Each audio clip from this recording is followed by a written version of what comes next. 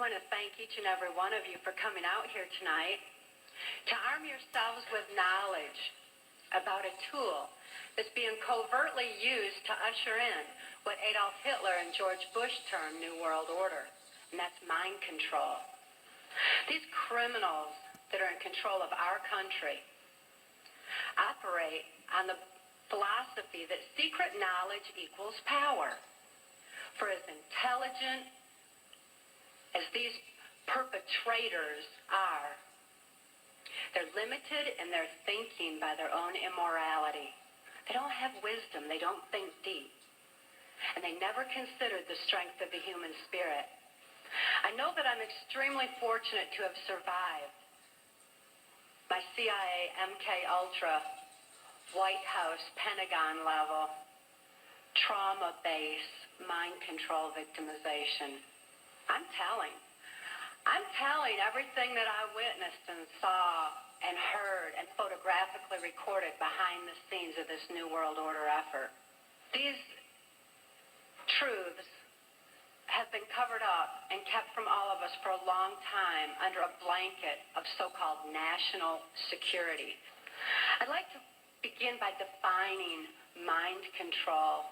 I realized that my experience was extreme, that the extensive, total robotic, absolute mind control I endured is more limited than the kind of mind control that is proliferating in society. Mind control has kind of a sliding scale where you've got the total robotic mind control on one side, and you've got mind control that's proliferating, such as in occultism in this country, or Global Education 2000, where children are losing their freedom of thought and their ability to critically analyze.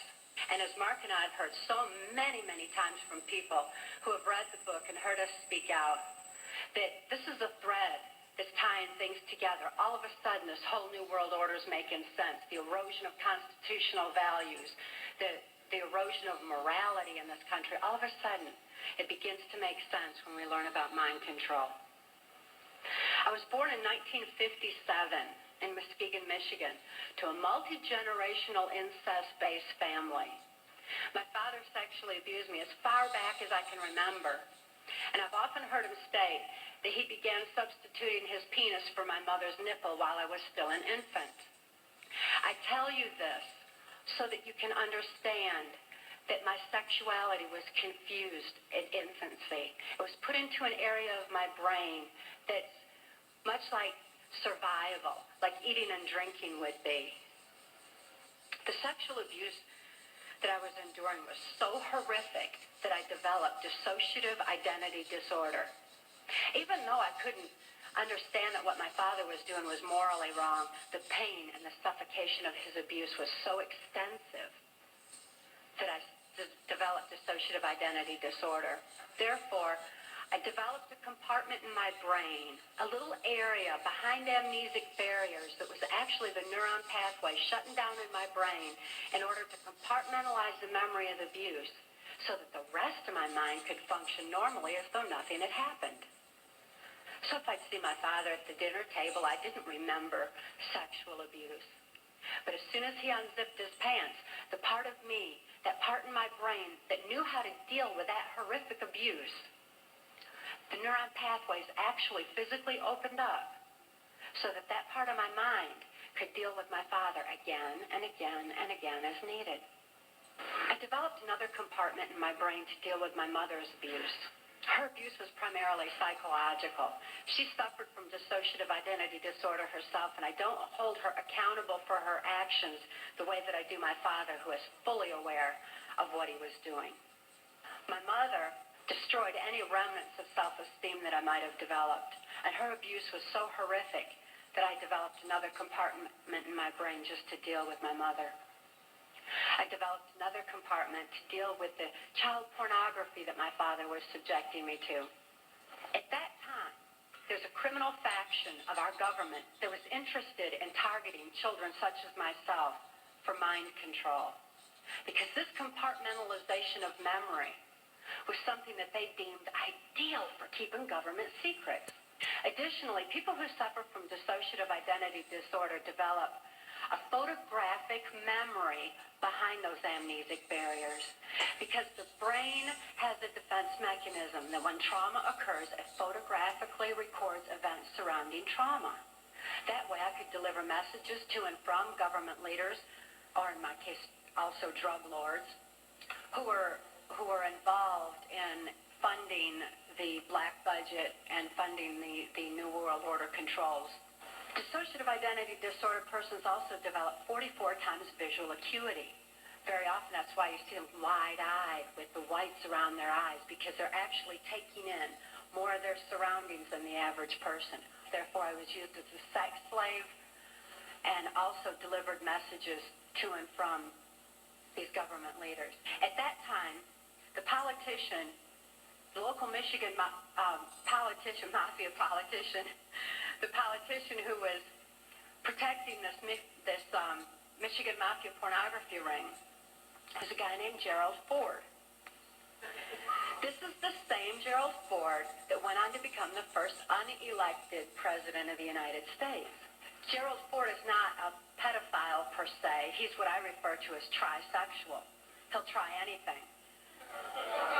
Any age, anybody, anytime, anywhere, just as long as he had control. Therefore, it was Gerald Ford who came out to our house and explained to my father how to raise me in the project according to government specifications.